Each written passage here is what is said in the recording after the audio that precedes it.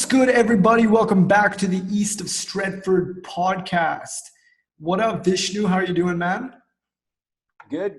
How are you? Doing good. Getting Like used to my this new fancy mic? isolated life. Yeah. Yeah, I do. I do like it. If only it worked, that would be awesome. Yeah. Trying to add a little bit of production value to our existing podcast, boys. What up, great. Karthik? How are you, man?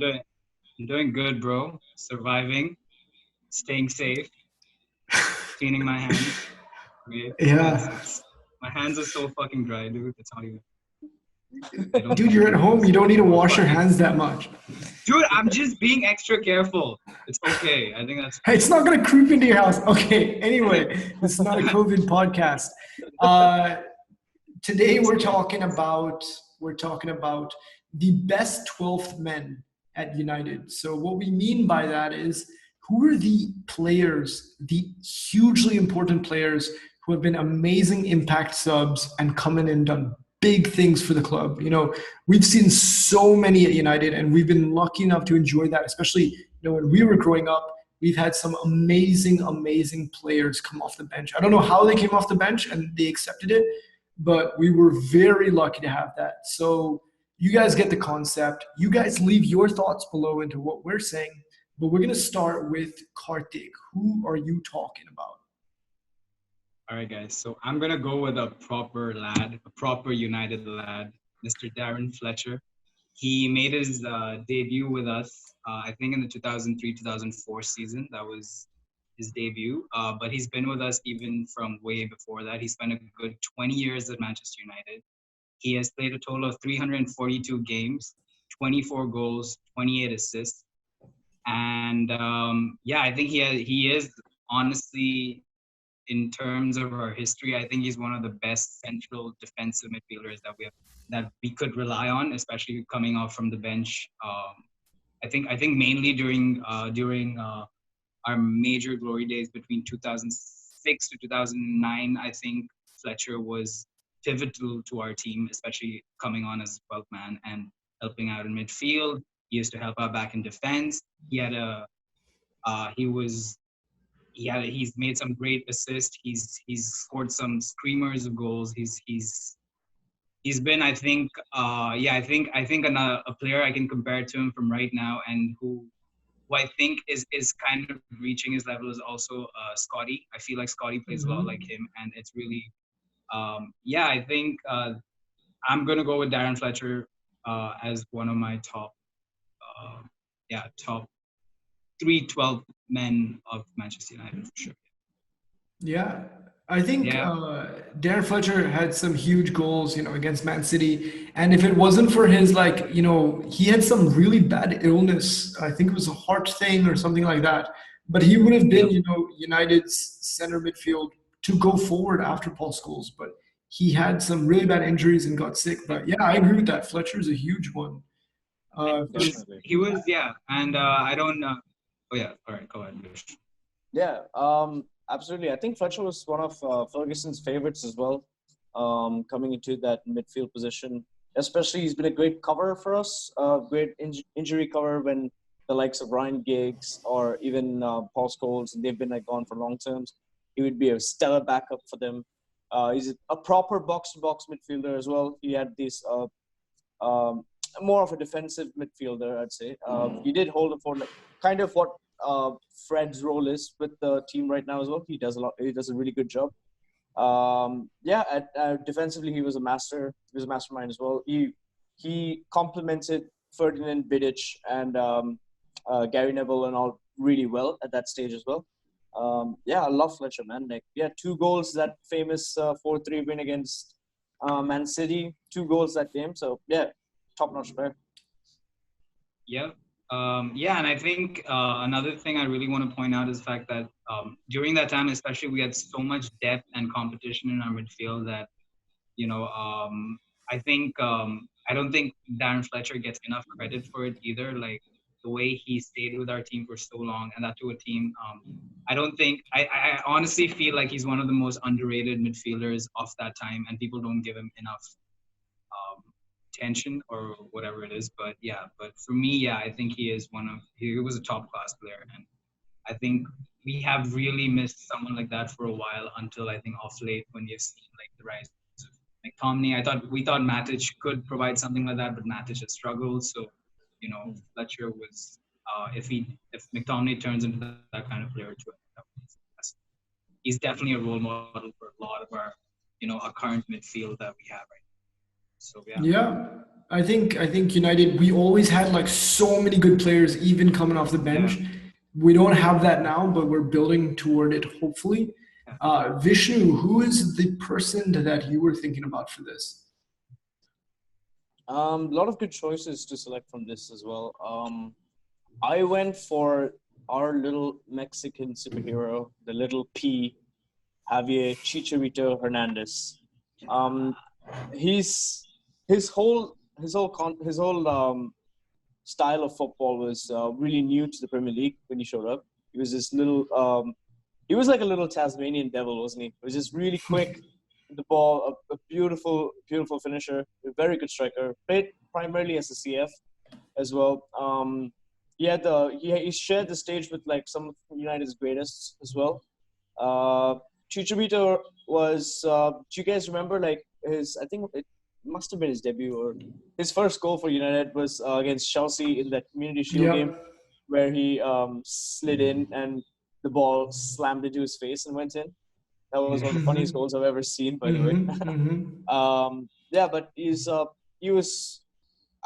he had the tag of the super sub in one of the super subs of the Premier League. He was also a Ferguson lad. He came to us for just 7 million from Chivas in Mexico during the 2010-11 season. So he came right off the top of us adopting a very strong team, and he played brilliantly. I think he played about 157 games for us. He scored over 50 goals with over 30 assists. He's a proper goal poacher as well. Mr. Right place, right time. He was always there when the ball was fed into the box, and he was there. He could shoot with his left, he could shoot with his right. He had this amazing back. He could shoot with the back of his head as well. Brilliant finisher. Unfortunately, he was only a one-dimensional player to my liking. His first season was really good. He did score over 18 to 20 goals. And then there was a hint that he was going to be dropped a lot more. He's going to be subbed a lot more. And then because he was brought in by Ferguson. And once Ferguson had left, he did not have the same respect that he wanted with David Moyes, his successor. And also that Ferguson had just recently purchased Robin van Persie in the 2012 season. So that put his spot in a lot more of doubt.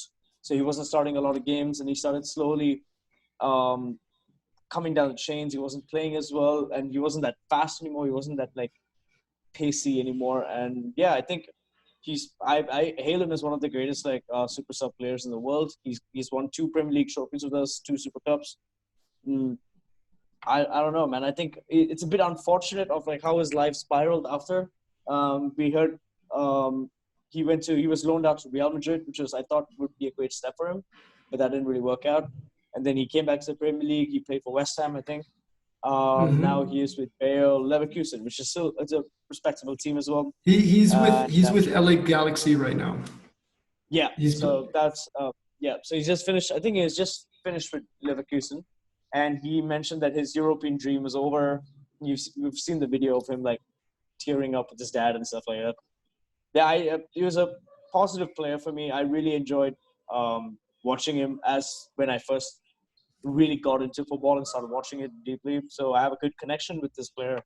Unfortunate, I guess, at the end of the day. Yeah, I think Chicharito was good, but for me, like he had that really good World Cup, which is when he came to us. But I feel like, for me, there was something about him that he was never good enough. Like you said, like I feel like Fletcher was good enough to be a starter, but for some reason I would have never, started him over Tevez or a Berbatov or Rooney. And unfortunately, he had to compete with those guys. He was a quality player, but I don't know. There was something about him that I wasn't a fan of. I knew when he went to Real Madrid, like he was playing behind Benzema. I don't know why did he go to Real Madrid. That was such a bad career move. I think that really crushed his confidence. And when he came back to England, he just was not the same player that he was. I think he scored big goals like you said, and that fucking his debut goal, the knee to the head. And I've actually scored a goal like that in my life, which is it's fucking embarrassing, but it doesn't matter. However it goes You in. take what you get. Exactly. But I do have to give him. He was definitely a really good 12th man for us, in terms of just coming in and scoring those last minute goals, and he's been a part of a lot of those.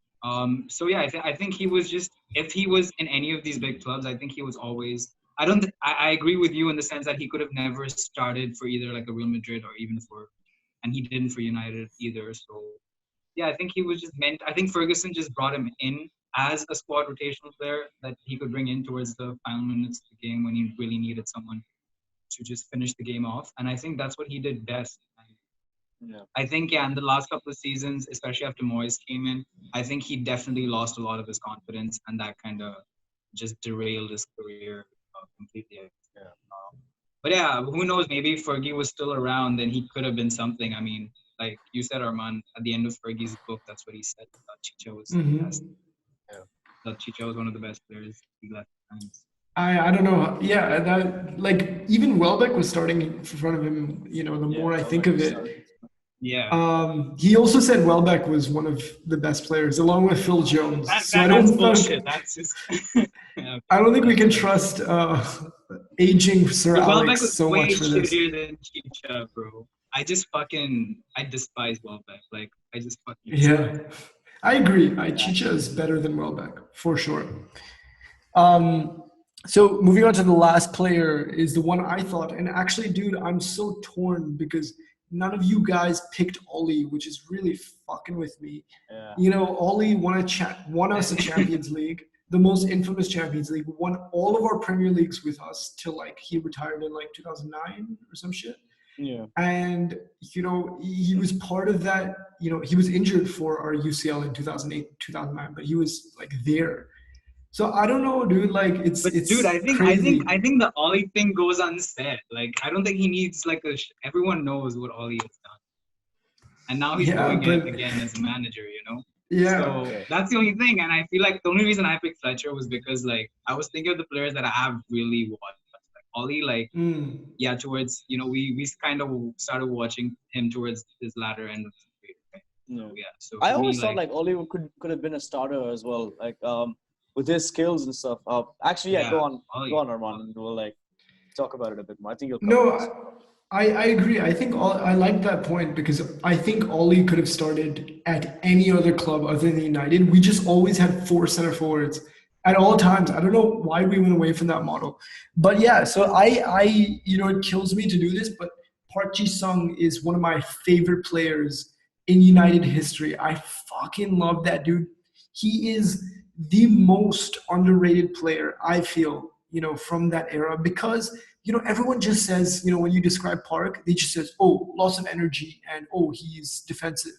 No, dude, this fucker was an insane dribbler, very good at assists, and he had some, he had a solo goal against Arsenal in the Champions League in 2010, which is, if you guys don't remember it off the top of your head, it's incredible. You have to watch it. I forgot a bit about it till I was doing the research, but and he played in every big game against big clubs for United, and he was the player that Sir Alex trusted like the most, even in his book. And yeah, shout out! I just finished his book, so I'm very proud of that.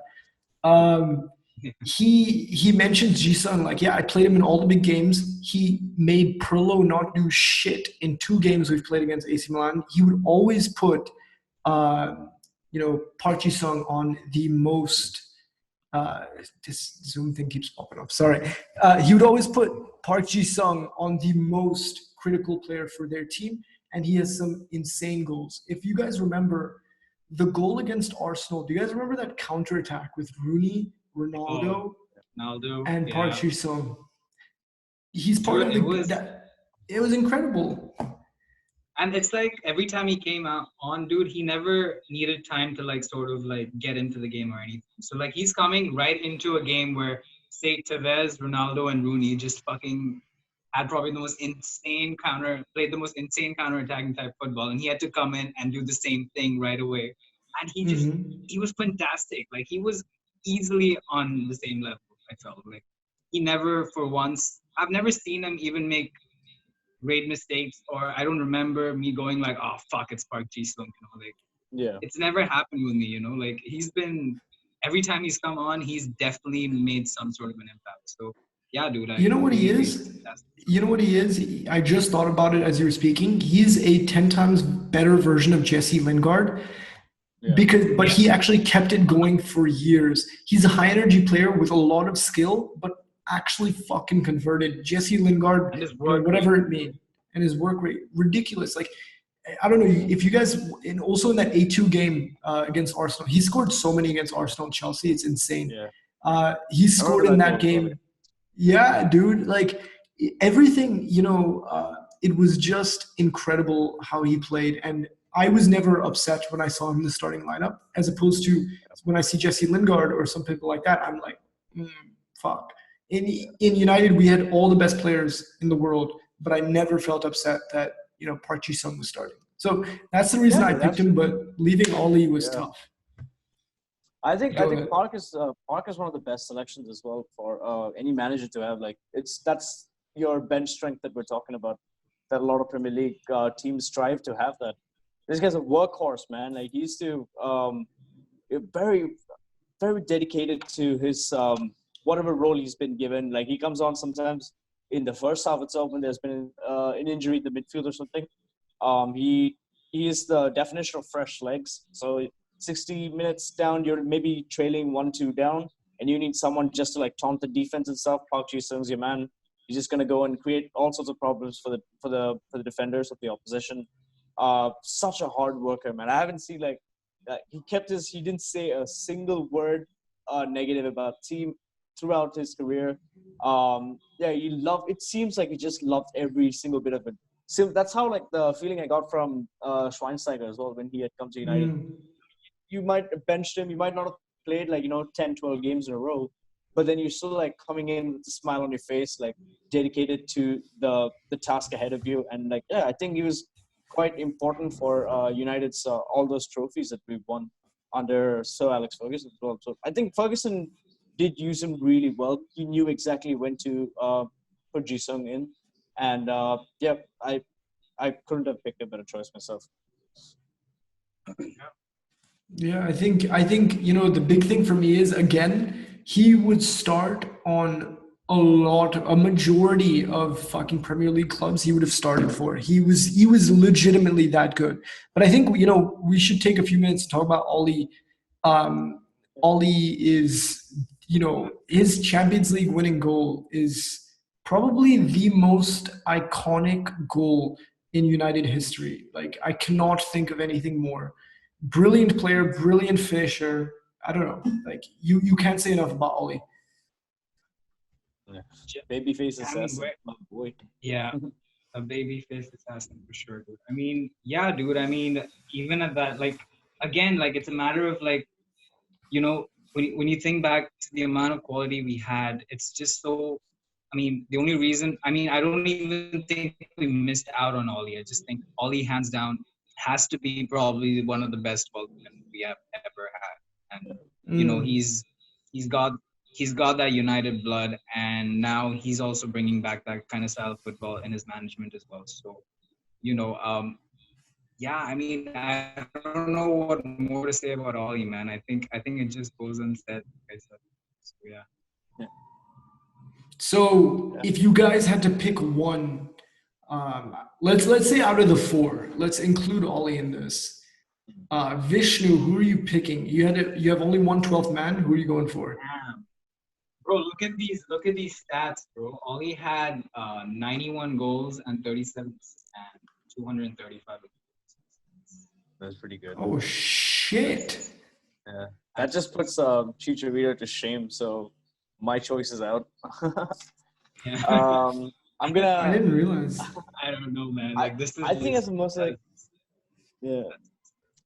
I think the most impactful player as well. Someone who could play all positions. I think I'd go for Park Ji Sung more than anyone else.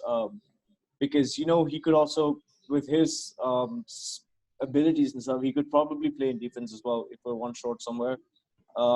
Great injury cover, good hard worker. I think his finishing was a little bit under par to our, but yeah, again, we can't really blame him on that. We did have world class strikers at that time. So yeah, I'm gonna go with Park Ji Sung, guys. Yep, Karthik. I mean, yeah, dude. I mean, Park Ji Sung, probably, yeah. But I want to stick to Fletcher just because he has Just won. because you said it. It's because Like, you want to win something. yeah, exactly. I want to have the unpopular opinion. Fuck it, it's Fletcher. Fuck you guys. I'm choosing Fletcher because he's won the most silverware for us. Yeah, he's Yeah. won. He's been with us the longest.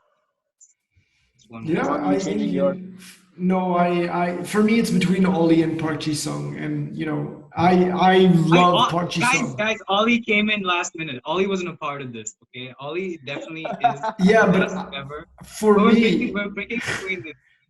okay, we're picking I was gonna help between the not best ever. If you're We're picking picking Ollie, then between. I pick Ollie. I pick Ollie hands down. Okay, fine, fuck it, dude. I'm picking Park Ji Sung because Park Ji fair Sung, again, legend, fucking legend.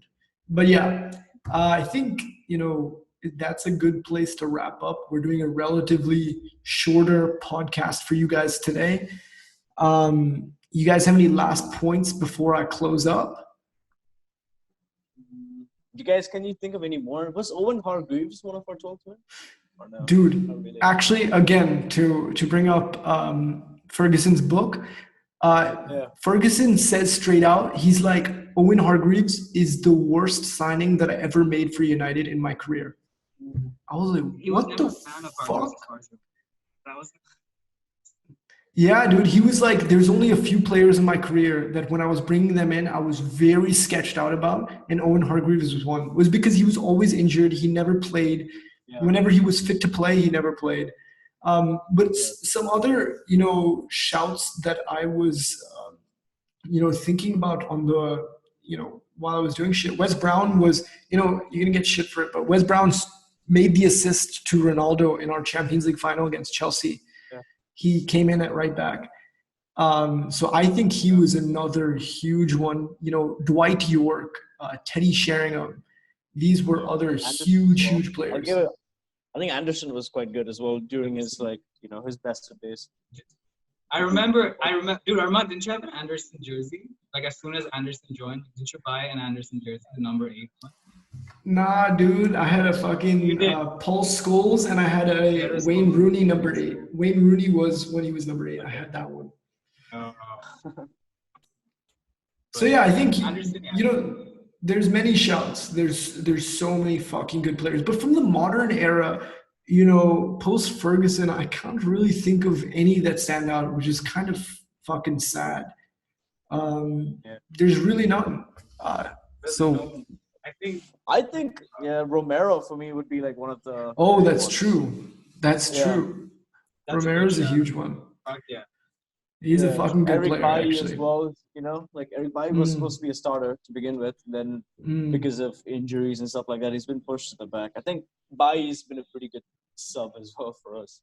Yeah, that's true. And next year we're gonna have either McTominay or Fred be a 12th man. So that's gonna be a great one. Yeah. I think Fred's gonna be. Yeah. I think Fred started off very much as a 12th man initially when we had Pogba. Yeah, that's true. But I think Fred has really matured and become this significant player for us. So definitely, I think he's a shout out. Sure. He's fought his way into the first team. He's worked hard. He's incredible. It's awesome to see. But yeah, I think that is a good place to end up. We're moving, into a new era, and hopefully we have super subs again at United. It's a crucial part of our history. We need it. We need rotation. So yeah, you guys, please, everybody just leave who you thought was the best 12th man for Man United over, whenever in any time period. And yeah, we will discuss that with you. But thank you so much for tuning in to the East of Stretford podcast. We will be back soon with more. Peace out, guys. Peace out.